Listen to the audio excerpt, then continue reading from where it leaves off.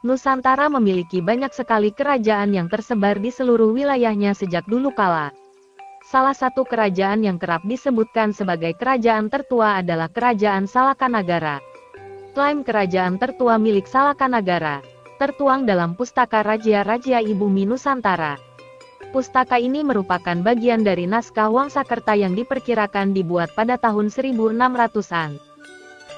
Kerajaan Salakanagara diketahui berdiri pada tahun 130 Masehi, yang ditunjukkan dengan memerintahnya Dewa Warman I, Raja pertama. Berdirinya kerajaan ini pada tahun tersebut yang memberinya klaim sebagai kerajaan tertua di Nusantara. Selain merupakan kerajaan tertua di Nusantara, naskah Wangsakerta juga memberikan klaim lain kepada kerajaan Salakanagara. Melalui naskah tersebut, Salakanagara diyakini sebagai awal mula terbentuknya suku Sunda. Hal tersebut terjadi karena peradaban yang dimiliki oleh kerajaan ini memiliki kesamaan dengan wilayah peradaban yang dimiliki oleh leluhur suku Sunda selama berabad-abad. Salakanagara sebagai awal mula terciptanya suku Sunda juga diperkuat melalui cerita dari Irman Firmansyah, pakar sejarah dari Yayasan Dapur Kipahare serta pengarang buku Sukabumi The Untold Story. Tahun 1600 para budayawan dan sejarawan berkumpul lalu menyusun sejarah Tatar Sunda. Jadi ada nama Akitirem dan sebagainya. Masih sejaman dengan itu, para penulis Eropa ada yang menyebut negeri Agire yang kurang lebih artinya perak atau Salaka. Masa kejayaan dari Salakanagara terjadi di bawah pemerintahan Dewa Warman VIII atau raja terakhir yang memerintah. Majunya kerajaan ini tercermin melalui negara yang subur dan makmur serta kehidupan keagamaan yang maju. Seperti yang dituliskan dalam laman Kemdikbud. Kemajuan keagamaan pada Salakanagara ditunjukkan oleh para rakyatnya yang menganut agama Wisnu, memuja Siwa, memuja Ganesha, memuja Siwa Wisnu.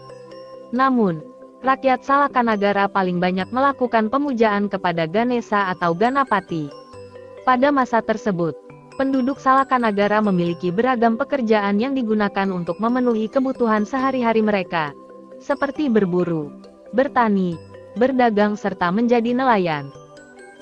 Berikut merupakan raja-raja yang pernah memerintah di kerajaan Salakanagara, yang dituliskan dalam laman milik Kemdikbud yang terdapat dalam Pustaka Raja-Raja I Bumi Nusantara dan Pustaka Pararatwan I Bumi Jawa Dwipa.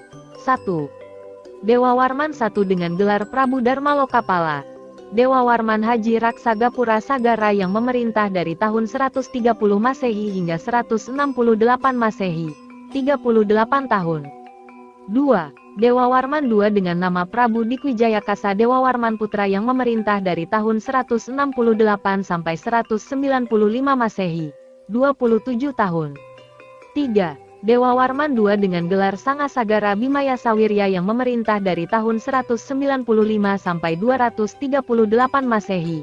43 tahun. 4. Dewa Warman IV. Aslinya merupakan Raja Ujung Kulon yang bernama Dharma Satyanagara. Ia menikahi putri Dewa Warman III, yaitu Tirtalengkara dan memerintah dari tahun 238 sampai 252 Masehi, 14 tahun. 5. Dewa Warman V yang bernama Dharmasteya Jaya. Ia menikahi putri sulung Dewa Warman IV yaitu Mahisasuramardini Warmandewi, dan memerintah dari tahun 252 sampai 276 Masehi, 24 tahun.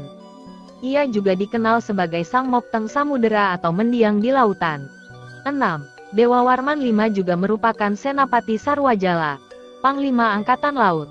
Sayangnya, ia gugur pada saat menghadapi perompak karena dipanah dari belakang. Oleh sebab itu, kekuasaannya dilanjutkan oleh istrinya dari tahun 276 sampai 289 Masehi. 7. Dewa Warman VI dengan nama Prabu Ganayana Dewa yang memerintah dari tahun 289 sampai 308 Masehi. 8. Dewa Warman VII dengan gelar Prabu Bima Dikwijaya Satya Ganapati dan memerintah dari tahun 308 sampai 340 Masehi.